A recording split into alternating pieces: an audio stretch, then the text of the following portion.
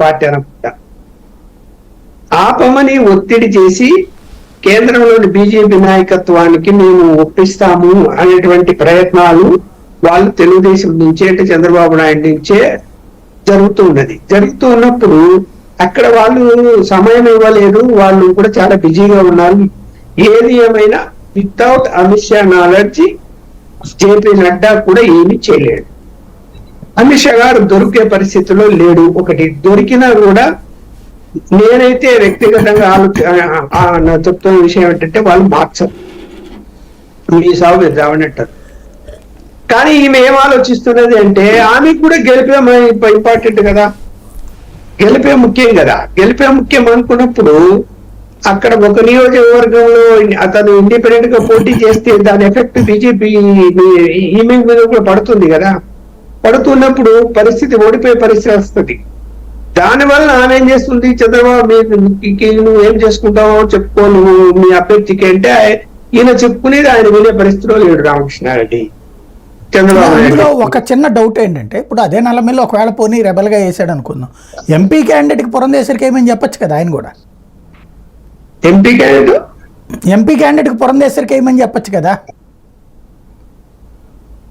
అంటే ఇప్పుడు ఆయన ఎమ్మెల్యేగా అయితే ఆయన కంటెస్ట్ చేస్తూ పురంధేశ్వరి వరకు ఎంపీకి అయ్యండి అని చెప్పి అడగచ్చు కదా, ఇబ్బంది లేకుండా.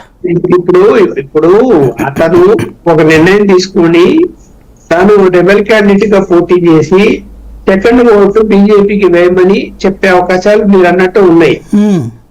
కాకపోతే అతను పోటీ చేస్తే ఆ విధంగా చెప్తాడా చెప్పడా, దాని బదులు అభ్యర్థినే మారిస్తే ఇంకా బలం ఉంటుంది కదా అని వాళ్ళు అనుకుంటున్నారు తెలుగుదేశం వాళ్ళు.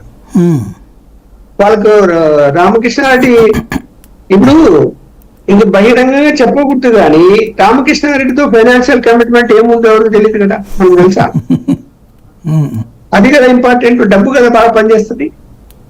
అతన్ని అభ్యర్థిగా ప్రకటించారు.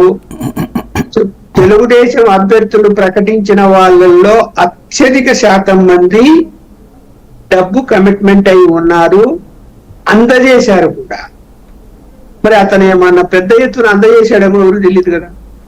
అందజేసినప్పుడు అతని రెబల్ క్యాండిడేట్ గా పోటీ చేయడానికి అతను ఏం చేస్తాడు, నా డబ్బులు నాకు వెనక్కి ఇచ్చాడు.